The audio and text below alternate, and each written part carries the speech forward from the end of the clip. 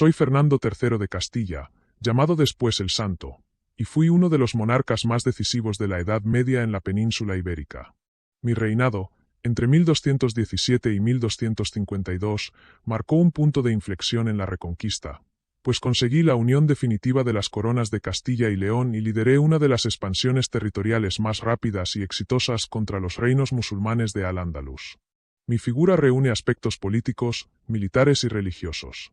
Fui un rey conquistador, pero también un administrador que consolidó territorios, reorganizó ciudades y fomentó la repoblación.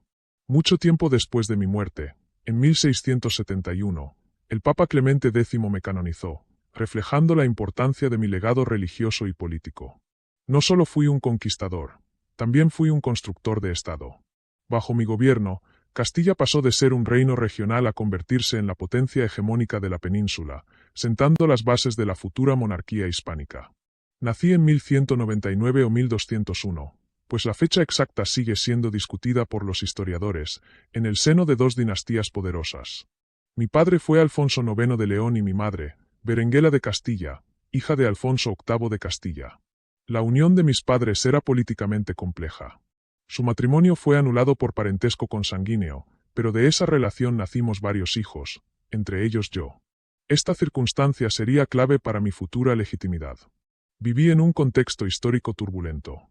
Los reinos cristianos del norte de la península, Castilla, León, Navarra y Aragón, mantenían constantes rivalidades, mientras los territorios musulmanes del sur, bajo el poder almohade, conservaban un amplio dominio territorial y militar.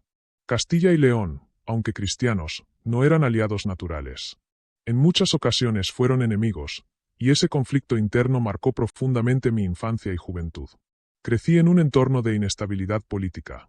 Durante mi infancia viví entre la corte leonesa de mi padre y la influencia castellana de mi madre. Berenguela desempeñó un papel fundamental en mi educación, inculcándome principios de gobierno, religiosidad y estrategia política. Desde joven recibí una sólida formación cristiana, que más tarde influiría en mi imagen de rey santo. También recibí educación militar básica, como correspondía a un infante de la nobleza. Un elemento esencial de mi formación fue mi temprana experiencia política. A diferencia de otros monarcas medievales que accedían al trono en edad madura, tuve que enfrentarme a decisiones políticas complejas desde muy joven debido a las crisis sucesorias de Castilla. El punto de inflexión de mi vida llegó en 1217, cuando falleció el rey Enrique I de Castilla, hijo de mi madre Berenguela y heredero del trono castellano. Su muerte fue accidental, provocada por la caída de una teja durante un incidente en el Palacio Episcopal de Palencia. Aquel hecho desencadenó una crisis sucesoria inmediata. Enrique I no tenía descendencia y el trono debía pasar a mi madre, Berenguela. Sin embargo, las luchas internas de la nobleza castellana complicaron la situación. Consciente del riesgo de una guerra civil, mi madre tomó una decisión histórica: abdicar en mi favor. Así fui proclamado rey de Castilla en 1217, con apenas 16 o 18 años. Ese acto no solo aseguró la estabilidad del reino, sino que también consolidó mi legitimidad como monarca. Los primeros años de mi reinado fueron difíciles. La nobleza castellana era poderosa y, en muchos casos, rebelde. Además, mi padre, Alfonso IX de León, intentó aprovechar la situación para reclamar derechos sobre Castilla. Tuve que enfrentarme a conspiraciones internas, rebeliones nobiliarias y amenazas externas.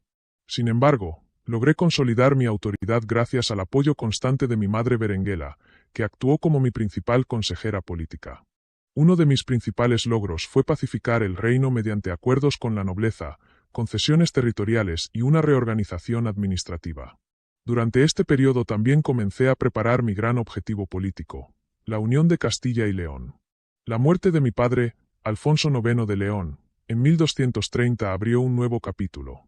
Había intentado dejar el trono a mis hermanastras Sancha y Dulce, fruto de su primer matrimonio, pero yo reclamé el derecho sucesorio en nombre de mi madre, Berenguela. Tras complejas negociaciones políticas se alcanzó un acuerdo histórico. Las infantas leonesas renunciaron al trono a cambio de compensaciones económicas y territoriales. Así me convertí en rey de León, unificando definitivamente ambos reinos. Este hecho tuvo consecuencias trascendentales. Nació la Corona de Castilla y León como entidad política unificada. Se eliminó una de las principales rivalidades internas cristianas. Se fortaleció enormemente el poder militar y económico del reino. Desde ese momento me convertí en uno de los monarcas más poderosos de Europa occidental. Una vez consolidada la unión de Castilla y León, dirigí todos mis esfuerzos hacia la reconquista. Mi objetivo era claro: avanzar hacia el sur y debilitar definitivamente el poder almohade. El siglo XIII era un momento clave. Tras la derrota almohade en las Navas de Tolosa, en 1212, el poder musulmán estaba fragmentado. Aquello ofrecía una oportunidad estratégica sin precedentes. Supe aprovechar esta situación con una combinación de estrategia militar, diplomacia y pactos de rendición. Uno de mis mayores logros militares fue la conquista del Valle del Guadalquivir. Córdoba, 1236. En 1236, mis tropas conquistaron Córdoba, antigua capital del califato omeya. La ciudad cayó tras una combinación de bloqueo militar y rendición interna. La toma de Córdoba tuvo un enorme valor simbólico, ya que representó la recuperación de una de las ciudades más importantes de la historia islámica en la península. Jaén, 1246. Jaén fue conquistada tras un pacto con el rey musulmán Alamar, que aceptó convertirse en mi vasallo a cambio de conservar Granada como reino independiente. Este tipo de acuerdos diplomáticos fue característico de mi reinado. Sevilla, 1248. La conquista de Sevilla fue probablemente mi mayor logro militar. La ciudad era una de las más importantes de Al-Ándalus, tanto económica como culturalmente. El asedio duró más de un año, con bloqueo naval incluido.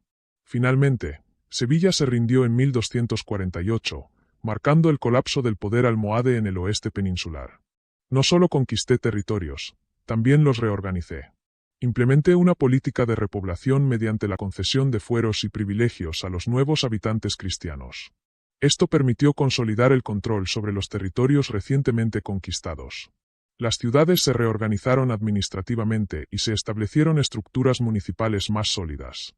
Además, la Iglesia desempeñó un papel fundamental en la integración cultural y religiosa de los nuevos territorios. Fui un monarca profundamente religioso. Mi relación con la Iglesia fue estrecha y estratégica.